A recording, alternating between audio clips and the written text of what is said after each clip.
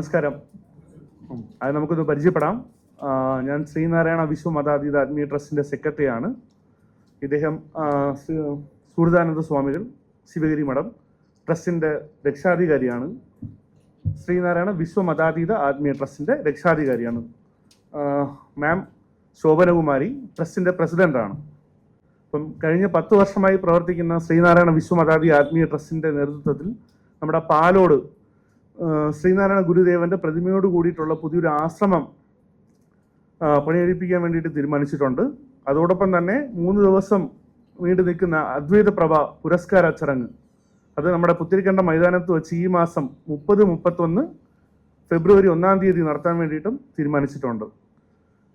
അദ്വൈത പ്രഭ പുരസ്കാര ചടങ്ങിനോടനുബന്ധിച്ച് ഒരുപാട് പല മേഖലകളിലുള്ള അതായത് കലാ സാംസ്കാരിക രാഷ്ട്രീയ മേഖലയിലുള്ള പല പ്രമുഖരും പങ്കെടുക്കുന്നുണ്ട്. കുട്ടികൾക്കായിട്ടുള്ള സെമിനാറുകൾ, മെഡിക്കൽ ക്യാമ്പുകൾ, അതുപോലെ തന്നെ കലാപരിപാടികളും 100ഓളം സ്റ്റോളുകളും ഫുഡ് കോർട്ടും അങ്ങനെ വലിയൊരു പ്രോഗ്രാമായിട്ടാണ് പ്ലാൻ ചെയ്തിട്ടുള്ളത്. അപ്പോൾ എല്ലാവരുടെയും ഒരു സഹകരണം പരിപാടിക്ക് ഉണ്ടായിരിക്കണം.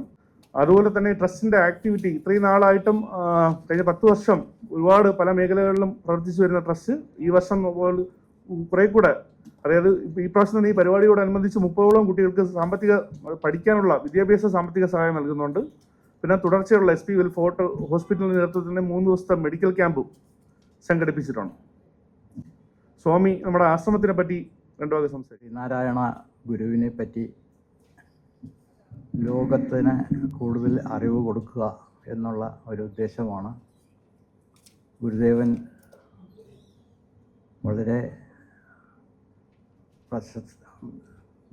വളരെയധികം ആകർഷണീയമായ ഗുരുദേവൻ്റെ തത്വങ്ങൾ, ദർശനം അത് ലോകത്തിന് പകർന്നു കൊടുക്കുക എന്ന ഉദ്ദേശമാണ് ഞങ്ങൾക്കുള്ളത്. ഒരു ജാതി, ഒരു മതം, ഒരു ദൈവം, മനുഷ്യന് എന്നുള്ള ഗുരുവിൻ്റെ ആ ദർശനം അത് ലോകത്തിന് വളരെയധികം ആകർഷണമായിട്ട് ലോകം അംഗീകരിച്ചു കൊണ്ടിരിക്കുകയാണ്. മാർപ്പാപ്പ അതിനെപ്പറ്റി വളരെ ശ്ലാഘനീയമായ അഭിപ്രായങ്ങൾ രേഖപ്പെടുത്തുകയുണ്ടായി. അതൊക്കെ പത്രങ്ങളിലും മാധ്യമങ്ങളിലൊക്കെ വന്നിട്ടുണ്ടാവും. അതുപോലെ ആസ്ട്രേലിയൻ പാർലമെൻറ്റിൽ ഗുരുദേവൻ്റെ ദർശനത്തെ പറ്റിയിട്ട് ഉള്ള പ്രഭാഷണവും, ആസ്ട്രേലിയയിലും ഗുരുദേവൻ്റെ ഭക്തർ ഉണ്ട്.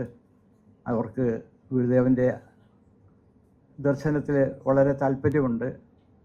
അങ്ങനെ ലോകത്തിലേക്ക് എല്ലാവരെയും ഇങ്ങനെയൊക്കെ ആണെങ്കിൽ കൂടിയും പ്രാദേശികമായിട്ട് നമ്മുടെ കേരളത്തിനകത്ത് ഗുരുദേവനെ പറ്റി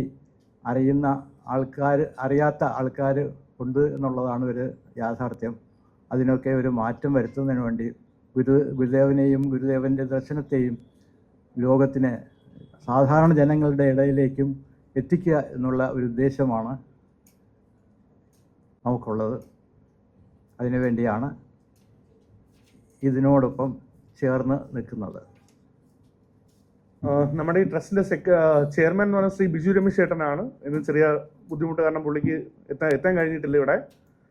പിന്നെ ഈ തുടങ്ങുന്ന ആശ്രമത്തിനോടനുബന്ധിച്ച് തന്നെ ഒരുപാട് കുട്ടികൾക്ക് ഈ പറഞ്ഞ പോലെ കുട്ടികൾക്കും മുതിർന്ന ആൾക്കാർക്കും വേണ്ടിയിട്ടുള്ള എല്ലാ സജ്ജീകരണങ്ങളും കൂടിയിട്ടുള്ള എല്ലാ രീതിയിലും ഉള്ള പ്രവർത്തനത്തിന് വേണ്ടിയിട്ടാണ് ചെയ്യുന്നത്. ഇപ്പോൾ ഈ പാലോട് എന്ന് പറയുമ്പോഴത്തേക്കും ഈ പറഞ്ഞ പോലെ നമ്മുടെ ഈ സമൂഹത്തിൽ ഒരുപാട് കുട്ടികളും പഠിക്കാൻ താല്പര്യം ഉണ്ടായിട്ടും പഠിക്കാനുള്ള അല്ലെങ്കിൽ അങ്ങനെയുള്ള ബാക്ക് സപ്പോർട്ട് കിട്ടാത്ത കുട്ടികൾക്ക് വേണ്ടിയിട്ട് മാക്സിമം എന്തൊക്കെ ചെയ്യാൻ കഴിയും എന്നുള്ളത് നോക്കിയിട്ട് ഉള്ള പ്രവർത്തനങ്ങളാണ് നമ്മൾ പ്ലാൻ ചെയ്തിട്ടുള്ളത്. എല്ലാവർക്കും നമസ്കാരം.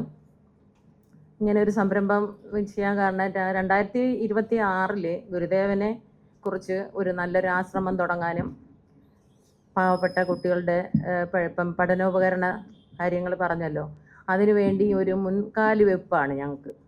ഗുരു ആരാണ്, ഇനിയുള്ള തലമുറയ്ക്കാണ് ഗുരു ആരാണെന്ന് നമ്മൾ തെളിയിക്കേണ്ടത്. അതിൻ്റെ ഒരു സംരംഭത്തിന് വേണ്ടിയാണ് ഞങ്ങൾ ഇതിലേക്ക് ഈ പുതിയ വർഷം കാലുവച്ചിരിക്കുന്നത്. ഒരുപാട് നല്ല കാര്യങ്ങൾ ചെയ്യാൻ കഴിഞ്ഞു. 26-ൽ ഞങ്ങൾ കുറച്ച് നല്ല കാര്യങ്ങളും കൂടെ ഗുരുദേവൻ്റെ പ്രസ്ഥാനത്തിൽ കൂടി തന്നെ ചെയ്യണം. ഒരു ജാതി ഒരു മതം ഒരു ദൈവം എന്ന് പറഞ്ഞതുപോലെ അത് ഇനിയുള്ള തലമുറയ്ക്ക് ഗുരുദേവൻ ആരാണെന്ന് കാട്ടിക്കൊടുക്കാനും നല്ലൊരാശ്രമം, അതായത് പാലോട് നല്ലൊരു സ്ഥലമാണ് ഞങ്ങൾ നോക്കിയിട്ടേക്കുന്നത്. അവിടെ ഒത്തിരി കാര്യങ്ങൾ ചെയ്യാൻ ഞങ്ങൾക്ക് കഴിയും. പുതിയ കാര്യങ്ങൾ ചെയ്യാൻ വേണ്ടി ഗുരുദേവനെ ഒരുപാട് കാര്യങ്ങളിലെത്തിക്കാൻ വേണ്ടിയും ഗുരു ആരാണെന്ന് തെളിയിക്കാനും ഒരുപാട് അനാഥ കുട്ടികളെ നമുക്ക് സംരക്ഷിക്കാനും ഒരുപാട് ആർക്കും വേണ്ടാത്ത അച്ഛനും അമ്മയും വൃദ്ധസ്ഥാനം ഒക്കെ കെട്ടി അവരെയൊക്കെ ഒരു ജീവിതത്തിൽ പുതിയ വർഷത്തിലേക്ക് ഒരു മാതൃക കാണിക്കാൻ വേണ്ടിയാണ് നമ്മൾ ഇതിനേക്ക് ഇന്ന് തീരുമാനിച്ചിരിക്കുന്നത്. എല്ലാവരും പത്രത്തിൽ നല്ല രീതിയിലുള്ള വാർത്തയായിരിക്കണം. ഗുരുവിനെ എല്ലാവരും അറിഞ്ഞിരിക്കണം. പിന്നെ ചെയർമാന് വരാൻ പറ്റിയില്ല, ചെറിയ സാങ്കേതിക തടസ്സം കൊണ്ടാണ് വരാൻ പറ്റാത്തത്. അതുകൊണ്ടാണ് ഞങ്ങൾ പത്രസമ്മേളനം നടത്താൻ തീരുമാനിച്ചത്.